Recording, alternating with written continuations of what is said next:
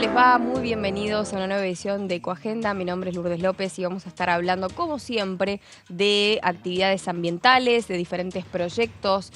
Por supuesto, ahora en esta etapa vamos conociendo a las nuevas caras, a los nuevos diputados y diputadas que están trayendo propuestas ambientales interesantísimas. ¿Qué va a pasar también con la Comisión de Recursos Naturales y Conservación del Ambiente Humano? ¿Y qué pasa también en nuestro Congreso con la Agenda Verde, pensando en una nueva gestión por parte de un nuevo sector político que, bueno, ya viene trabajando hace bastante tiempo? Es por eso que comenzamos a contar qué es lo que vamos a estar teniendo en este caso. En el primer bloque vamos a estar recibiendo al diputado nacional Carlos González D'Alessandro, representante de La Libertad Avanza en San Luis. Conversaremos con él sobre sus propuestas para poder promover así la economía circular y el reciclado de plásticos y basura electrónica y la preservación del medio ambiente, ¿no? Estos temas que por ahí no se habla y es importante abordarlos. No se pierdan esta entrevista que, bueno, va a arrojar a la luz diferentes iniciativas clave para el futuro ambiental de San Luis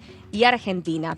También vamos a estar recibiendo a Andrés Abreu, conocido como EcoAndy en las redes sociales. Es importante seguirles dando voz, en este caso a los diferentes activistas ambientales. Es abogado y especialista en gestión ambiental metropolitana y lidera proyectos sostenibles en Global Shapers Buenos Aires. Descubramos cómo fusiona su expertise legal con la pasión por la comunicación climática y la sostenibilidad.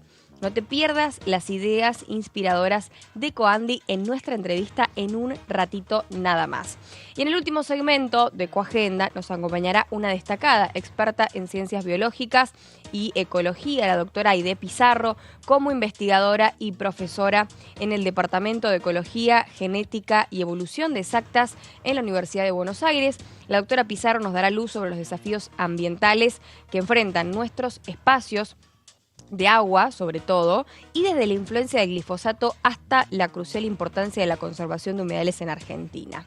Y con todo esto, en un mundo donde la tecnología avanza a pasos agigantados, surge una pregunta crucial: ¿qué hacemos con los objetos y nuestros dispositivos obsoletos, ¿no? En este caso, la basura electrónica es un desafío ambiental creciente. En Argentina generamos toneladas de residuos electrónicos cada año y la mayoría termina en vertederos, ¿no? Pero ¿sabías que hasta el 97% de estos dispositivos se pueden reciclar? Esto es una gran pregunta. Hoy vamos a estar conversando este tema con el diputado nacional Carlos González D'Alessandro, quien preside también la Fundación Sodetec. Nos revelará cómo su organización lidera la lucha contra este problema y nos hablará sobre la importancia de la economía circular y también cómo podemos cambiar, ¿no?, el destino de nuestra basura tecnológica. Bienvenido, diputado. Hola, Bienvenido. Gracias, muchas gracias. A Ecoagenda. Un placer tener a un coterráneo también.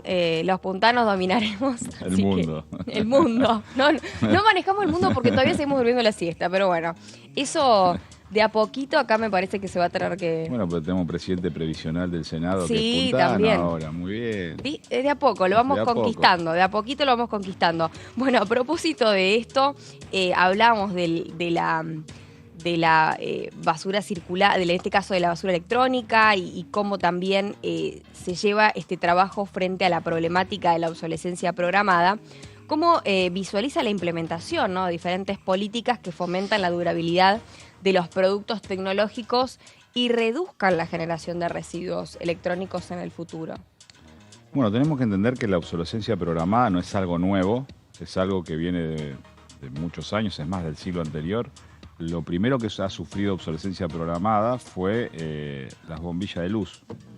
Claro. Esas bombillas de luz que duraban prácticamente, eran eternas. Se juntaron las principales empresas europeas que fabricaban estas bombillas a principios del siglo XX y decidieron innovar y desarrollar una bombilla de luz que dure mucho menos. De hecho, hay una bombilla de luz en Estados Unidos que todavía funciona en un cuartel de bomberos, creo que está en Chicago, y hace casi 99 años o 100 años que está funcionando. La obsolescencia programada es algo que han desarrollado las industrias para tener un vencimiento en el proceso, en la duración del producto.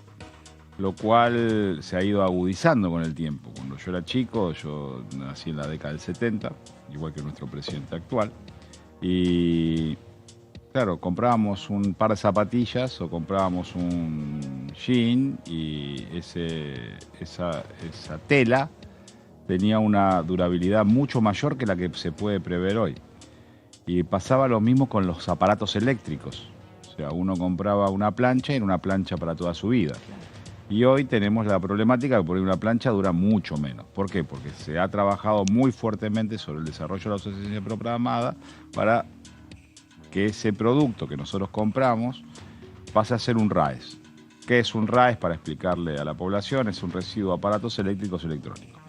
Eléctrico, todo aquello que funciona solamente a electricidad y no tiene ningún componente, como puede ser una plaqueta, para su funcionamiento. Electrónico tiene que ver con los ordenadores, los teléfonos celulares o todo aquello que tenga una plaqueta que lo pueda, debe tenerla para poder ser utilizado. Entonces, estos productos tiene su finalidad como un residuo de aparatos eléctrico y electrónico, como un RAES. Entonces, es muy importante entender la responsabilidad extendida que tienen los productores. ¿Por qué? Porque cuando un productor de un aparato eléctrico lo está realizando y aplica obsolescencia programada de corta duración, lo que identificamos es una problemática social, porque en poco tiempo ese teléfono móvil, ese teléfono celular va a dejar de funcionar y la pregunta ahora es ¿qué hacemos con ese teléfono celular al momento que deje de funcionar? Tal cual. A propósito de esto, bueno, ¿cómo puede también ahora intervenir la legislación, ¿no? Para promover también lo que es el reciclaje de residuos electrónicos, la adopción también de la economía circular en Argentina, especialmente en provincias como San Luis, en este caso, a la cual, bueno, en este caso estás representando, pero ¿cómo se van también imponiendo diferentes políticas ambientales que tengan que ver con este tema? Bueno, nosotros somos una de las ciudades más lindas, porque dijiste que era tu conterráneo, somos una de las ciudades más lindas de San Luis, que es Juana Coslay. Nosotros en Juana Coslay, yo fui secretario general y de gobierno, tuve 1 año y medio como secretario general y de gobierno. Era Ciudad Verde en su momento. Claro, en la época del intendente Andrés Bayone, que después fue diputado nacional, fue Ciudad Verde. Yo en ese momento había sido presidente de la Cámara de Turismo de Juana Coslay entre el 2009 y el 2013. Y cuando culmina mi mandato como presidente de la Cámara de Turismo, Bayone me ofrece ser secretario de Turismo del municipio para potenciar el desarrollo turístico en Juana Coslay, que lo logramos.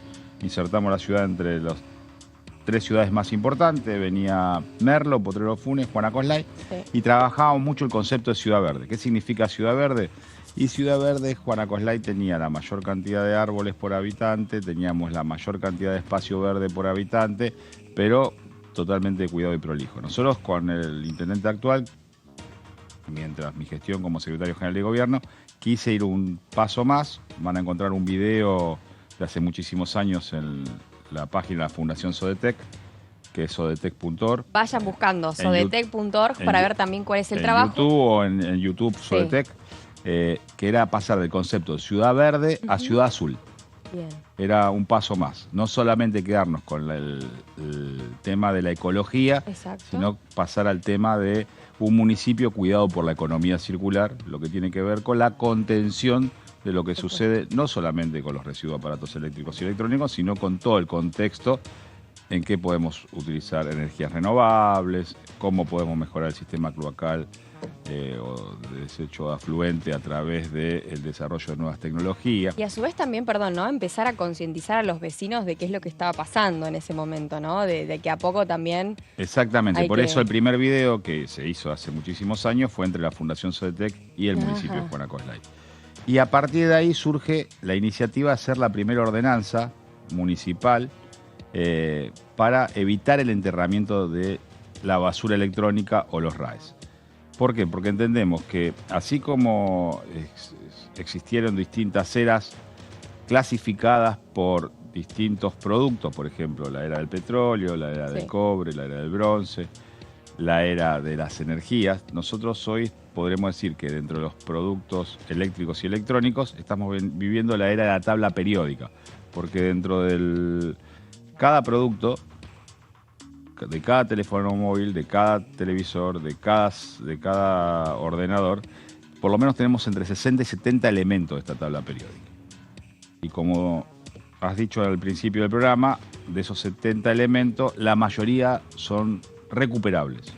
Ejemplo, de 50 teléfonos celulares podemos sacar la cantidad de oro suficiente para hacer una alianza. Entonces, los productos que están... ¿Una alianza en serio? Sí, de un una teléfono? alianza. Sí, eso Wow. se llama a través de minería urbana. El proceso tiene un costo 13 veces menor que la minería extraíble tradicional y es no contaminante. Perdón, a ver, tengo un teléfono, me estoy acordando que tengo un teléfono en mi casa. ¿Qué hago con ese teléfono? Tipo, en el caso de... Bueno, el problema de acá es el problema que tenemos los argentinos, porque por ejemplo en países escandinavos y en Australia se está desarrollando, si lo googlean se van a dar cuenta que se está desarrollando esto que se llama minería urbana. Ahora, Minería urbana. en Argentina lo que necesitamos es afianzar la posibilidad de que la innovación y el desarrollo que cuida al ambiente y a la humanidad y sobre todo que cuida de commodities como puede ser todos los componentes que tiene el teléfono celular que son extraíbles del planeta, que no los vamos a poder recuperar. Entonces hoy pagamos para enterrar la basura y dentro de poco vamos a pagar para desenterrarla. Dos temas, una la minería urbana y otra son los procesos químicos inversos, que también en Juana Coslay empezamos a impulsar con un vecino, que es el ingeniero Rolando Gacé, que tiene una empresa que se llama 3R Plus, que creó un reactor para transformar el residuo plástico en combustible fósil, nafta común, nafta super y queroseno. Que lo estamos haciendo, o que lo está haciendo, mejor dicho, yo me sumo al proyecto, en el Parque Industrial Norte. Esto es muy interesante porque estaríamos, si bien no reduce la huella de carbono, sí estaríamos trabajando en la eliminación del residuo que es el plástico que tanto perjudica al ecosistema. Y que aparte mundial. a veces es indiscriminado, ¿no? Tipo, uno consume plástico y después decís, bueno, ¿qué hago con todo este desecho, no? Terminan capaz en una deposición final y es lo que por ahí no se espera. En este caso, ¿cuál es el papel de la Fundación Sodetec y la cual preside y en este caso en generar conciencia sobre la gestión de residuos electrónicos y cómo también ha ido impactando en la promulgación de diferentes ordenanzas municipales, tanto en Juana Coslay y cómo apuntan también a los próximos objetivos, ¿no? Bueno, la Fundación Sodetec se crea en el año 2013. Yo vengo desde el mundo de la tecnología, me dedico a la transformación digital de empresa y entendíamos con otro grupo de profesionales que había una problemática que era el avance y el crecimiento del residuo electrónico. Sí. O sea, comparado con el residuo sólido urbano, teníamos un gran problema ahí y dijimos, bueno, ¿qué hacemos en nuestra provincia, sobre todo en una ciudad verde como era Juana Coslay, para evitar con el enterramiento la contaminación de las capas subacuíferas? Sí. Porque un producto de esto enterrado desprende cadmio, óxido de plomo, o sea, se va erosionando y degradando y perjudica. Entonces, arrancamos con esto de empezar a ver la posibilidad de trabajar en materia legislativa, presentar ordenanzas municipales, que lo logramos en el año 2017, 2018, la primera ordenanza municipal. La ordenanza municipal que nosotros trabajamos, que la llamamos ordenanza Sodetec, impide el tratamiento impide el enterramiento de los productos electrónicos y intenta generar conciencia en el ciudadano de no tener que enterrar esto, sino llamar a la Fundación Sodetec. 2 puntos claves ahí. Clave. Bueno, después era generar conciencia, por eso el desarrollo de videos, ir a dar charlas en los colegios primarios y secundarios. Entendemos que los niños son canalizadores de conocimiento hacia sus padres y que de alguna manera inciden en el núcleo familiar, por lo cual todos los años le dedicamos tiempo para ir a charla tanto en las primarias como en los secundarios de San Luis. Aparte hay algunos colegios en San Luis que en este caso tienen bastante arraigado el tema de la perspectiva ambiental, el tener huertas. Esto como que se ha empezado también a usar mucho en el último tiempo, en los últimos años. Entonces ahí es como que todo se combina, ¿no? Sí, la mayoría de los colegios, o sea, yo creo que la mayoría de los niños y adolescentes tienen una conciencia ambiental mucho más profunda que los Sí, adultos. sí, la verdad que sí. Hemos hecho recolección de residuos en los colegios secundarios, pasamos en algunas oportunidades a recolectar por domicilios cuando tienen mucho para sacar. Así que bueno, esos fueron los inicios de la Fundación Sodetec.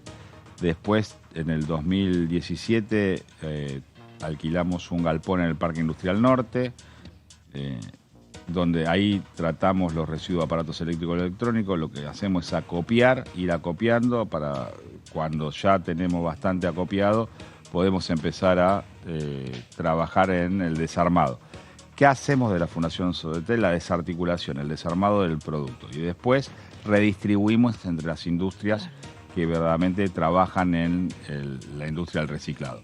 Nosotros no somos recicladores, somos concientizadores y acopiadores, acopiadores, y después somos los que intentamos de alguna manera alimentar con lo los pocos que tenemos a las industrias laterales. Sí, sí, sí.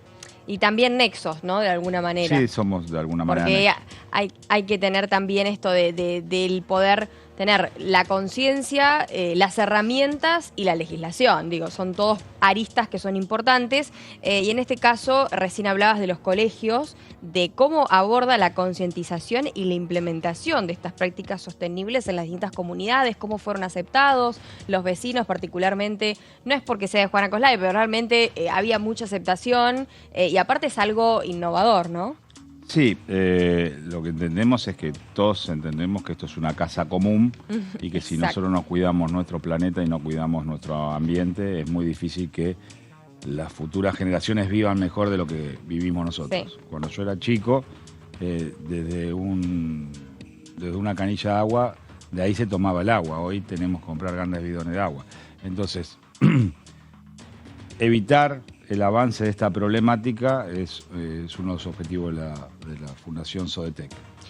Por último, ¿cuáles son los desafíos y oportunidades que, en este caso, que perciben la promoción de las economías circulares en general y qué papel pueden desempeñar también las legislaciones en este proceso, ¿no? Esto de decir, ir uniendo puntos en común para de esa forma hacer una verdadera política ambiental que pueda llegar a tener un impacto que se replique, ¿no? Con el paso del tiempo, digo que hoy están ustedes, pero con la transición también a las energías limpias y demás, bueno, quede un verdadero legado. Bueno, nosotros ya estamos trabajando, incluso antes de estar en campaña teníamos algunos papers armados y ahora ya profundizamos a partir de haber ganado la elección. Vamos a trabajar en obsolescencia, todo lo que tenga que ver con leyes de obsolescencia programada.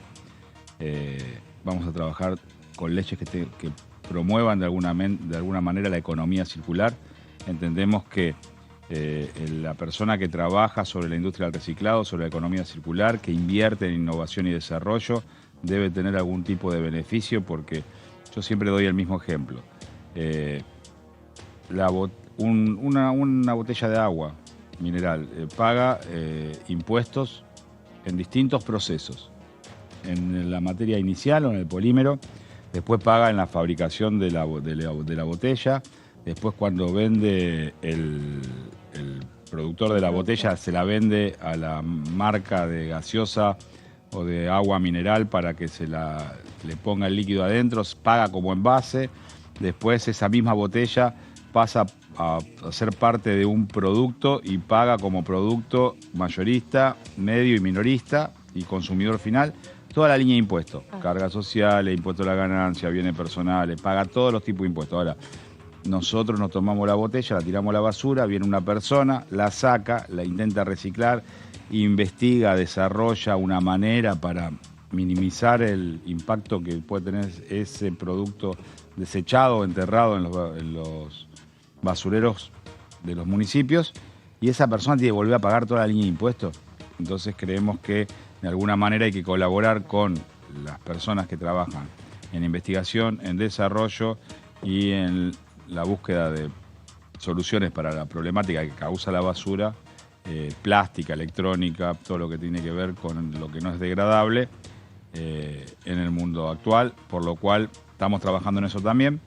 y bueno, y algunas otras cosas que tienen que ver con la promoción de la economía circular. Muy bien, creo que nunca me imaginé que podíamos tener a un diputado que fuera justamente de mi misma localidad de nacimiento y que encima tenga, bueno, perspectiva ambiental, así que ahí está combinado todo el trabajo y más desde San Luis, así que muchísimos éxitos en lo que se venga en toda esta gestión y por supuesto siempre pensando en el ambiente, así que muchísimas gracias, diputado. No, gracias por el espacio y para poder hablar de estos temas que para mí son tan importantes. Un placer, vamos a estar invitándolo. Nosotros hacemos pausa y a la vuelta seguimos con más Ecoagenda, no te muevas de ahí.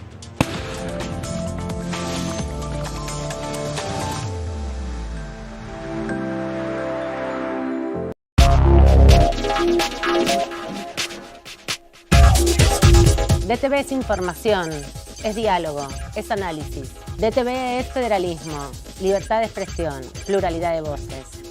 DTV es todo lo que un país en democracia tiene que ser. DTV es tu voz en el Congreso. Este 2023, seguí eligiéndonos. DTV, el periodismo en el Congreso.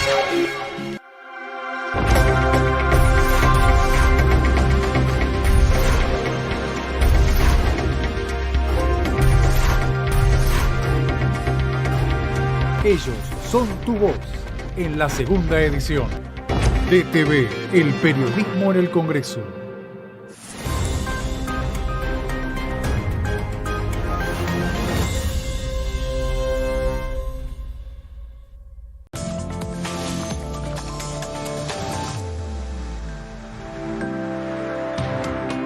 Muy bien, y continuamos con Ecoagenda y en este caso vamos a recordar una efeméride muy importante porque el 15 de diciembre de 1972, mediante la resolución 2997/24, la Asamblea General de Naciones Unidas declara la creación del Programa de Naciones Unidas para el Medio Ambiente.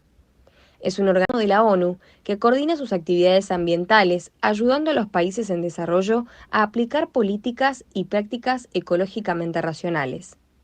El programa también busca crear conciencia mundial acerca de los problemas del medio ambiente a través de investigaciones y síntesis de información regional y mundial relativa al tema. Esta información ha llegado incluso a conducir a negociaciones internacionales conducentes a elaborar varias convenciones sobre el medio ambiente. Muy bien, y continuamos porque en este caso hay que ya enfocarnos en lo que va a ser la próxima entrevista. Tenemos un invitado y el gusto de contar con la presencia de Andrés Abreu Urdaneta, también conocido como Eco Andy en las redes sociales. Él es abogado y especialista en gestión ambiental, lidera proyectos transformadores en Global Shapers Buenos Aires, centrados en la protección del planeta y la promoción de la sostenibilidad. Descubramos también cómo combina, en este caso, su experiencia legal con la pasión por la comunicación climática y así también vamos conociendo entre todas y todos sobre su compromiso con el cambio climático. Andy, bienvenido. ¿Cómo estás? Muchas gracias por la invitación. Bueno, primero, ¿cómo combinaste esto de tu formación legal con tu pasión por la gestión ambiental y la comunicación climática, ¿no? Esto de los abogados ambientales y qué hacen fundamentalmente, ¿no? Sí. En mi caso, nada, como lo mencionabas, formación legal de profesión y decidí irme por la gestión ambiental metropolitana en lugar de irme quizás por derecho ambiental. Dije, bueno, vamos a abrir un poco el abanico más allá de lo legal y estudié en la UBA gestión ambiental metropolitana, que también tiene una parte de derecho ambiental porque al final tiene que ver con estudios de impacto ambiental, evaluaciones ambientales, donde también se necesitan abogados. Entonces, por ahí usar ese conocimiento jurídico para esta parte más de gestión ambiental, que creo que es como bastante importante. Y bueno, mis compañeros eran casi todos arquitectos, urbanistas, creo que éramos 2 abogados nada más, como que claro, no es como el lugar común, pero la verdad, como te decía, como hay un conocimiento jurídico que por ahí me permite tener como otra visión de la gestión pública o de la gestión ambiental desde este lado más jurídico o más legal. Claro. Contanos qué es Global Shapers y sobre algunos de los proyectos, ¿no? Y tus proyectos allí y especialmente el de formación de líderes ambientales. Sí, Global Shapers nace como iniciativa del Foro Económico Mundial, nace a raíz de la Primavera Árabe, el papel de la juventud en la Primavera Árabe. Somos una red de jóvenes líderes en diferentes áreas, en diferentes ámbitos. ¿Son de todo el mundo? Sí. Actualmente Bien. nos organizamos por ciudades. Bien. Actualmente estamos en 500 ciudades. Wow. Somos alrededor de 15.000 shapers a nivel global. Acá en Argentina somos 8 hubs u 8 núcleos. En Buenos Aires somos 44 shapers actualmente. Y trabajamos en diferentes proyectos de impacto socioambiental, en diferentes ejes que nos da la comunidad global para trabajar. Acá, por ejemplo, hacemos diferentes proyectos de impacto. Uno fue la formación de líderes ambientales, que fue co-creado con Consciente Colectivo y ahora Sí. qué, 2 ONGs. Bueno, acá estuvo Ari hace poco. Sí, Ari Kroschnik. Que fue un programa, o esto, porque continúa, hicimos 2 ediciones y esperamos seguir haciéndola. Es un programa de formación para jóvenes en donde aprenden, por un lado, temas socioambientales más teóricos y por otro lado aprenden liderazgo y gestión de proyectos. Entonces, Claro. al final de la formación salen con un proyecto Se socioambiental. combinan ahí las dos cosas. Tal cual. Bien. Y desde Global Shapers estuvimos mentoreando a los chicos que participaron en el Muy bueno, programa. muy bueno. Bueno, queremos, por supuesto, seguir conociendo quién es EcoAndy, pero en las redes sociales, que es el fuerte. Así que conocemos a EcoAndy en Instagram.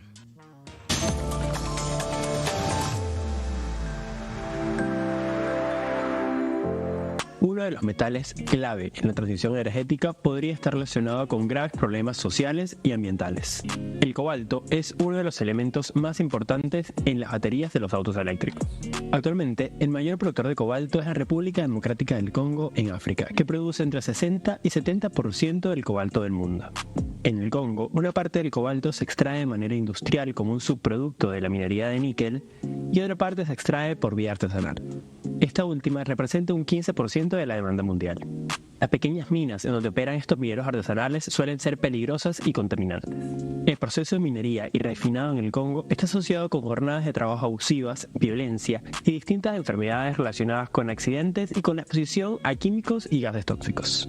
Además, la dependencia de estos mineros a este esquema de economía informal hace que ni siquiera puedan considerar estos aspectos. Los costos ambientales también son importantes. La República Democrática del Congo, además de cobalto, cuenta con uranio, lo cual hace que haya grandes niveles de radioactividad cerca de las zonas mineras. Además, la actividad minera produce contaminantes que van a los cursos de agua cercanos. ¿Es posible reducir la demanda global de cobalto? Tesla, por ejemplo, reportó que la mitad de los autos producidos en el primer trimestre de 2022 utilizó baterías de fosfato de hierro y litio, libres de cobalto. Sin embargo, ¿qué pasaría si la solución no estuviera orientada a buscar una alternativa al cobalto, sino a disminuir nuestra dependencia del automóvil y a transformar el planeamiento urbano actual centrado en el auto? Bueno, contanos, Andy, qué tan importante, ¿no? Es el cobalto, particularmente en esto que hablamos de la transición energética, de la electromovilidad y tantos otros puntos importantes, ¿no? En esta transición de bajo impacto ambiental. Sí, el cobalto es, como veíamos en el video, un elemento fundamental en esta transición porque es uno de los metales que son parte de las baterías. Los celulares también tienen cobalto, pero como tiene toda esta parte detrás de que pasa en la República Democrática del Congo, que es el país que tiene las mayores reservas de cobalto, hay mucha informalidad, mucho, digamos, abusos a nivel de los trabajadores. ¿No es tan contaminante la mina o cómo? Porque, viste, las minas suelen ser a cielo abierto, es bastante complicado. Sí, y en este caso además son minas, muchas minas son informales. Claro. Entonces, como que no hay una regulación Dios internacional. mío, la explotación que debe haber ahí. Claro, es tal cual. tremendo. Entonces es como muy difícil hacer como ese, como rastrear ese diagnóstico cobalto. Sí, tipo, hacer una trazabilidad tal cual. sobre cómo se está abordando el tema. Paso a preguntarte cómo surgió la idea de estos proyectos de moda circular y recreo verde y qué resultados han obtenido hasta ahora, que es un tema que está a full. Sí, Moda Circular nace de una iniciativa global de la comunidad que se llamaba Shaping Fashion, como para que los hubs hicieran proyectos en este sentido. Lo hicimos junto con Hecho por Nosotros, que es una ONG que trabaja en temas de moda circular. Fue una serie de encuentros como formativos, desde cómo preparar nuestra ropa hasta greenwashing en el mundo de la moda. Hoy en día hay un sitio web que sigue activo, que pueden acceder a través del link de la biografía del Global Shapers BA en Instagram, donde primero están las grabaciones de estos encuentros, que están buenísimos, y por otro lado también hay como un recursero de, bueno, cómo arreglo mi ropa, hay un recursero como un directorio de emprendedores de moda sostenible, hay podcast, hay libros, es como un sitio web como bastante sólido con un montón de información de moda circular. Así lo podemos encontrar, moda moda circular debe aparecer. Y Bien. si no, en el link de biografía de @globalshapersba en Instagram está el link a moda circular. Aprovechen y vayan buscando @globalshapers, que ahí está toda la data, y mientras tanto siguen con la entrevista porque hay mucho para conocer. ¿Cómo definís la misión global, precisamente? La misión en general de Global Shapers Buenos Aires, y cuál es tu visión también como curador 2023-2024. Sí, bueno, primero por ahí curador, suena como de arte, es como el director de la organización. Claro. Porque a veces sí, decimos curadores como no se entiende. Sí, la visión actual de Global Shapers Buenos Aires, somos un hub bastante sólido, como con mucho tiempo también, más de 10 años. ¿Ustedes viajan también por el tipo, tienen algún tipo de contactos con las otras, con los otros colegas, vamos a decir? Sí, 100%. Acá en Argentina Miembros, estamos muy en contacto y siempre con otras partes del mundo también. Hacemos proyectos en conjunto, iniciativas en conjunto con otros hubs. Ahora sí, la misión de Global Shapers ahora, nosotros durante el año pasado y este año estuvimos trabajando en nuestra propia metodología para crear e incubar proyectos, y eso nos permitió salir con diferentes proyectos. Recreo Verde pasó por esa incubadora. Claro. Y la misión ahora es poder llevar esa incubadora a otros hubs y a otras organizaciones que quieran generar impacto y por ahí necesitan un marco de trabajo, y ser nosotros como seguir posicionándonos como referentes en la creación de proyectos de impacto, y que otras organizaciones puedan tener proyectos replicables, escalables y de cada vez mayor impacto positivo para la comunidad. Excelente. Andy, bueno, queremos también seguir conociendo un poco más del contenido que va subiendo a redes, y por qué no, podemos también ir proponiendo diferentes temáticas y mostrándole diferentes temáticas a la gente, así que lo vemos.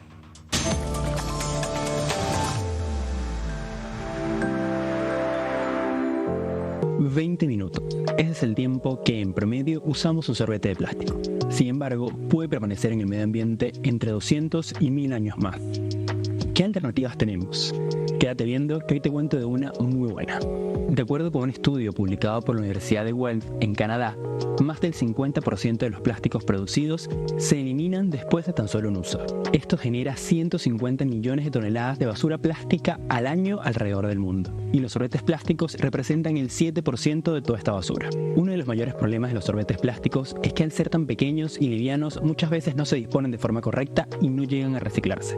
Hay distintas alternativas para los sorbetes plásticos, pero hoy quiero contarte sobre una 100% natural, compostable, resistente y que además evita el descarte de un subproducto. Se trata de los sorbetes de trigo. Dentro de la cosecha del trigo existe un subproducto que es el tallo hueco. De ese trigo aprovechan ese tallo, lo lavan, lo cortan a la medida deseada y los sorbetes están listos para usarse. Al ser 100% naturales, son completamente compostables y se descomponen en unos 60 días. Son resistentes. A diferencia de otros materiales, pueden usarse con bebidas calientes y frías sin deshacerse. El norteamericano promedio usa 1.6 sorbetes al día. Solo con Estados Unidos, esta cantidad es suficiente para dar la vuelta al mundo 2 veces y media. Con alternativas como la de trigo, podemos evitar estos desechos y transformar algo que originalmente iba a ser descartado en una alternativa al plástico de un solo uso.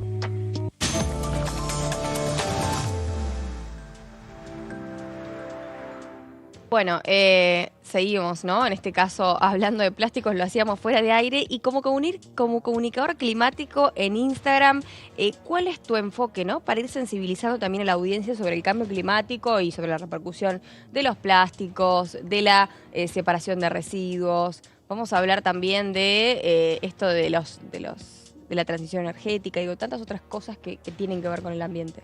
Sí, por ahí mi enfoque creo que lo definiría como bajar a tierra muchas cosas. Por ejemplo, el tema del cobalto, por ahí puede ser muy complicado, o también hay muchas noticias que por el título nos puede asustar también, porque puede ser fatalista. Como busco bajar a tierra como un lenguaje común, por ahí tipo el amigo que te encuentras en un café y por ahí no tiene ni idea de temas ambientales, decir, bueno, ¿cómo le hablo a esta persona? Y siempre trato de buscar también en el mismo contenido cómo le afecta directamente a esa persona y cómo esa persona, desde su realidad, puede hacer algo para cambiarlo. Desde su realidad. Tocaste un tema importantísimo porque creo que también esto de la transición energética y del impacto ambiental y cómo se van abordando las diferentes temáticas tienen que ver con la perspectiva de cada uno. Seguramente 100%. No va a ser lo mismo la situación de una persona que por ahí está en un barrio de menos recursos con alguien que puede tener calor y prende el aire y listo. a 18 grados, por ejemplo, ¿no? Que es una locura, básicamente. Pero bueno, habiendo vivido en Caracas y ahora en Buenos Aires, ¿cómo percibís también las diferencias en cuanto a conciencia ambiental y lo que está pasando también entre ambas ciudades y ambos países? ¿Por qué no? Sí. Buenos Aires, en comparación, Buenos Aires tiene mucha más conciencia ambiental, también porque, considera menos en la ciudad de Buenos Aires, se ha hecho una gestión muy importante en temas ambientales, tipo el tema por ahí que lo vemos y por ahí es medio, lo tenemos como asumido, tipo el tacho verde o los jueves de residuos orgánicos en los puntos de la ciudad. En Caracas, algunas municipalidades han empezado como a hacer intentos todavía muy incipientes en temas de residuos, sobre todo de reciclaje. Falta mucha educación ambiental, acá también falta mucha educación ambiental por ahí. Creemos en los círculos que nos movemos, decimos, todo el mundo recicla, todo el mundo hace esto. El famoso boca a boca es clave. Claro, tal cual. Pero por ahí salimos de estos círculos y decimos, no, tipo, no todo el mundo recicla. Cuando vas a casa del amigo y tiene un solo tacho, que es como, ¿qué hago? ¿Qué hago con esta latita? Me voy, portazo. Sí. Entonces creo que es fundamental el boca a boca, decir, che, ¿por qué no tenemos dos tachos? ¿Por qué no hacemos? Pero creo que acá, no sé si hay más conciencia, para mí sí, pero también hay más facilidad también en acceder a estas hay más educación soluciones. Quizá, ¿no? Como más ya soluciones ahí en la... Tipo Puede al ser. alcance de la mano. Eso. Si se puede decir. Por último, bueno, ¿cómo vas balanceando también tu trabajo como tu vida privada? Tipo, estás en una empresa de software, si no me equivoco, y también el resto de actividades, ¿no? Que por ahí se van combinando, ¿no? Sí, por ahí hago un poco de malabares, pero por ejemplo la empresa de software que es SAP, tiene una gran impronta desde lo ambiental. Primero, tiene como dos vertientes, una como ejemplo de otras empresas, donde nosotros también tenemos cierta gestión. Por ejemplo, en las oficinas no hay plásticos. Hace un par de años se decidió hacer una política de no plásticos en las oficinas. Tenemos una red de sustentabilidad que es para los empleados, donde brindamos información, también regulamos de cierta forma los eventos de la empresa, así bueno, cómo hacemos este evento que sea más sostenible. Y por otro lado, como facilitador o catalizador también para otras compañías, para nuestros clientes. Tuve la oportunidad hace un año de estar un año completo trabajando con un equipo en Europa que precisamente era un observatorio de estos temas ambientales, sociales y gubernamentales, que mi rol, donde ahí entra también mi rol como abogado, era el único abogado del equipo. Entonces, en la Unión Europea hay muchísimas regulaciones nuevas de reportes, entonces me tocaba a mí como bajar a los clientes este lenguaje jurídico y decir, hay que cumplir con esto a partir del año que viene, hay que reducir plásticos, hay que reportar emisiones de carbono. Entonces, desde la compañía, como también colaborar a que a través de los productos del software que vende la compañía, decir, bueno, te podemos ayudar a cumplir con estas regulaciones. Excelente. Andy, gracias. Gracias por venir. Gracias a ustedes. Y bueno, vamos a estar ahí siguiendo @ecoandy en Instagram. Hacemos una pausa, quédate con nosotros que ya volvemos.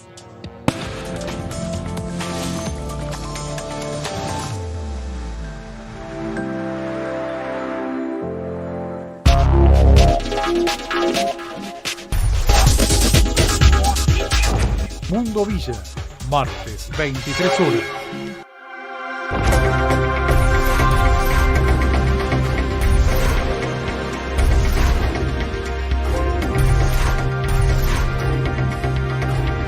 Ellos son tu voz en el análisis.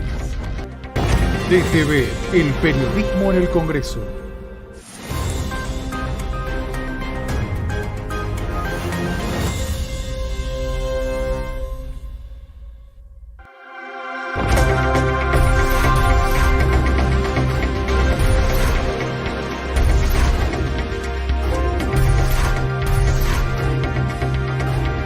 Ellos son tu voz en la tercera edición. DTV, el periodismo en el Congreso.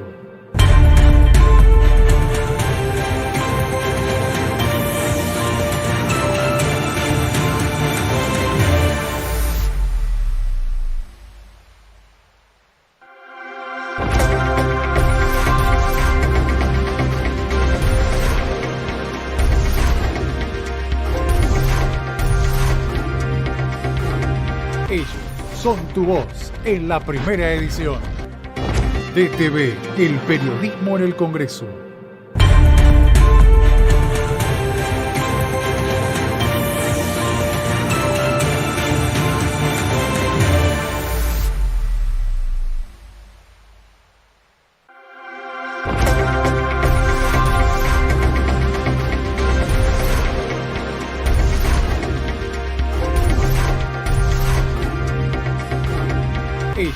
son tu voz en la primera edición.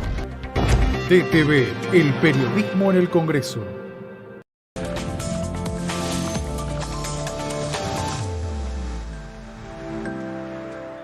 Muy bien, y en el escenario de Ecoagenda hoy nos va a estar acompañando una eminente científica que también es defensora del medio ambiente, la doctora Aide Pizarro, que es doctora en Ciencias Biológicas y experta en Ecología, es investigadora principal del CONICET y nos guiará a través de su investigación pionera sobre los impactos del glifosato y la delicada interacción entre el hombre y los humedales en Argentina.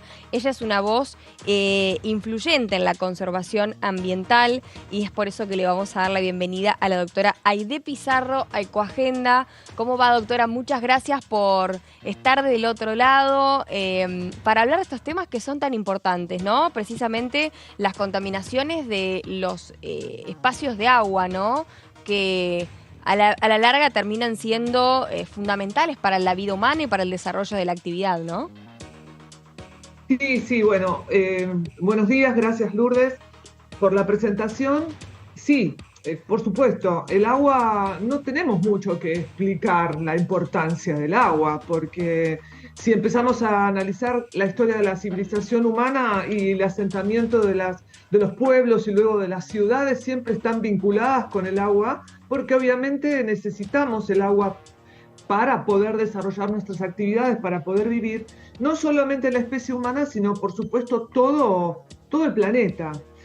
Entonces yo estoy trabajando desde hace bastante tiempo en lo que es la ecología del agua dulce, a la que llamamos limnología, y en particular estudiando como modelos de análisis de impacto y de cambios a comunidades microbianas. Es decir, comunidades microbianas del agua dulce las utilizo como modelo de respuesta para responder distintas preguntas que me he hecho a lo largo de los años, ¿no? Claro. En los últimos años, junto con el grupo de investigación que dirijo, estamos estudiando cómo impacta el modelo de agricultura industrial justamente en el agua dulce, en la calidad del agua dulce, en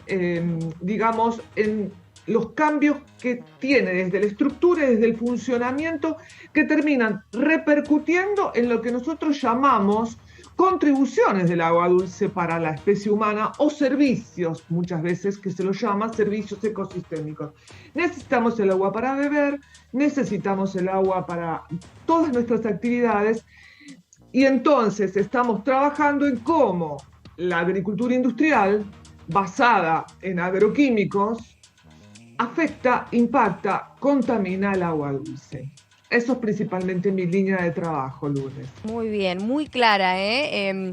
Y con esto, doctora, ¿cómo surgió también la sorpresa de recibir nada más y nada menos que el premio Berta Cáceres en nuestra Cámara de Diputados y qué significa ser reconocida también por tu labor en la defensa del ambiente?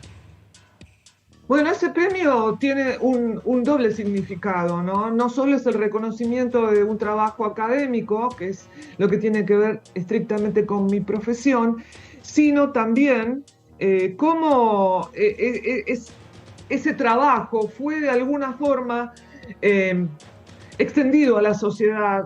En eso me ocupé, y no solamente yo, sino toda la gente que ha trabajado conmigo, principalmente becarios, investigadores, que se han comprometido para poder llevar o traducir toda nuestra información académica y poder llevarla a la sociedad como herramientas para políticas de conservación, para políticas de educación ambiental principalmente, que nos resulta a nosotros fundamental. No es solamente publicar trabajos científicos, no es solamente dirigir tesis doctorales o estar en conferencias, en congresos de la especialidad, sino que también nos debemos nosotros. Yo soy producto de la educación pública, pertenezco al CONICET, que es una institución pública, y consideramos que es fundamental poder transmitir a la sociedad nuestro trabajo. Y el premio Berta Cáceres es un premio que tiene justamente ese reconocimiento.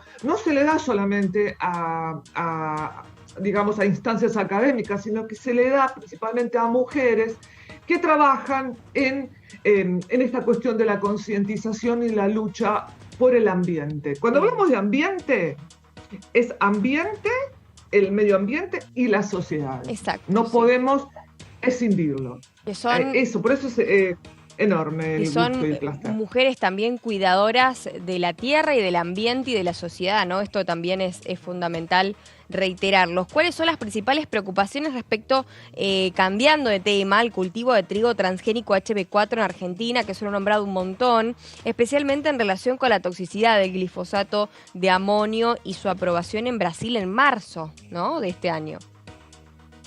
Sí, en realidad el trigo HB4, el tema es así, nuestro país principalmente, nuestra región está basada, su economía principalmente en la producción, está primarizada en el sentido de que es una economía basada en la producción de commodities alimenticios, principalmente cereales, oleaginosas. Eso es el modelo que se llama sojero. Claro. En donde los paquetes tecnológicos de semillas modificadas genéticamente, como la soja, viene de la mano del herbicida, que en este modelo de soja es el glifosato. Eso ha traído, desde la década del 90, que se introdujo, ha traído consecuencias ambientales, en salud pública y sociales enormes. Una cuestión fundamental que nosotros consideramos es que ese modelo de agricultura tiene que ir progresivamente hacia otra forma de producir alimentos que sea realmente sostenible. ¿Qué pasa con el trigo HB4? El trigo HB4, que es una modificación genética en la semilla del trigo que la hace tolerante a la sequía, también se desarrolló para que sea tolerante al glufosinato de amonio, claro, que es más de 10 veces contaminante y tóxico que el glifosato. Entonces, ¿cuál es la objeción que nosotros planteamos desde un sector muy importante de académicos y académicas que nos movilizamos cuando se lanza al mercado y se aprueba la plantación de este trigo? Es que está lejos entonces de esa necesidad de ir hacia modelos más sostenibles. La cosa es introducir encima el trigo, que el trigo va al pan. El trigo va directamente al consumo de las personas. Entonces, es enorme nuestra preocupación, porque se ha extendido, ya se está plantando en Argentina, se ha aprobado en varios países la importación, y eso nos va a traer la profundización de lo que estábamos tratando de alertar y de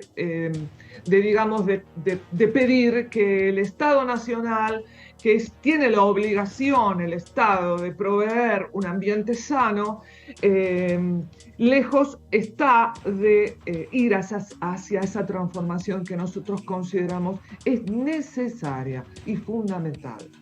Esa es la preocupación. Qué importante poder distinguir las diferencias, ¿no?, entre el glifosato y el glufosinato, ¿no?, en cuanto a materia de contaminación. A propósito de esto, ¿cuáles son las principales preocupaciones derivadas del estudio que demuestra las diferencias significativas en los efectos de diferentes marcas comerciales de herbicidas basados en glifosato sobre las comunidades de microorganismos acuáticos y cómo esto podría impactar en la salud del ecosistema, ¿no? Porque somos nosotros como seres humanos, pero hay toda una biodiversidad que se va a ver afectada.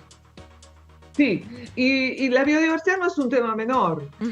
Nosotros vivimos en un planeta que está basado en lo que nosotros llamamos biodiversidad. La biodiversidad no es solamente, cuántas especies hay, son bichitos, son plantitas. No, la biodiversidad es el conjunto de seres vivos y de funciones de esos ecosistemas que nos están por ejemplo, lo que es toda la cuestión climática, lo que es la cuestión de purificación de aguas, de control de sonidos, control de contaminación, lo hace la biodiversidad. Entonces, ¿qué pasa con lo que se aplica en el campo? Lo que se aplica en el campo no es glifosato puro, no es glufosinato de amonio puro, sino que se aplican formulados comerciales. Los formulados tienen el principio activo, que puede ser el glifosato o que puede ser el glufosinato, con otras sustancias, así como los remedios. Cuando nosotros tomamos un remedio que vos mirás el prospecto y te dice el principio activo es tal droga, pero después hay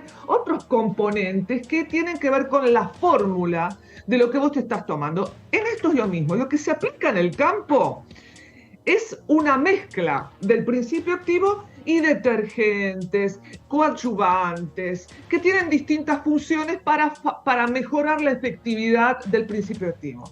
Entonces, cuando eso es lo que realmente se aplica en el campo, que no es solamente el principio activo, son mezclas cuyo resultado en cuanto al impacto, lo hemos demostrado en los microorganismos que te conté en un principio, que nosotros utilizábamos como modelo, hemos visto que las diferencias en los resultados de los distintos formulados son enormes y muchas veces el formulado es más tóxico que el principio activo. Claro. Entonces, eso todavía agrega más complejidad a la cuestión, ¿no? Y a las consecuencias de este modelo. Con esto, ¿cuáles son las implicaciones más preocupantes del efecto sinérgico entre el glifosato y el molusco invasor de la calidad de agua, especialmente la proliferación de algas tóxicas, y cómo afecta también a los ecosistemas acuáticos?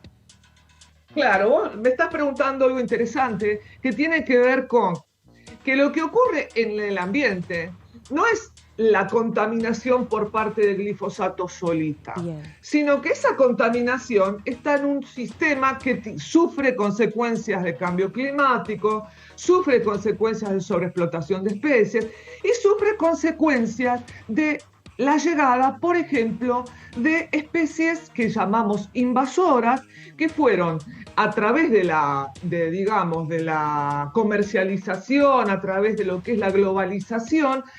Por ejemplo, el molusco invasor Limnoperna fortunei vino en la década del 90 en los buques transoceánicos de China. El molusco ingresó a lo que es el estuario del Río de la Plata y se extendió, pasó a ser lo que llamamos nosotros invasor, porque llegó, se extendió y bueno, pasó a dominar toda la cuenca del Plata. Entonces, en un sistema acuático, como es la cuenca del Río de la Plata, que viene con el río Paraná y el río Uruguay, que recibe todo lo que es la actividad agrícola, es decir, reciben los agroquímicos, justo se encuentra con este molusco.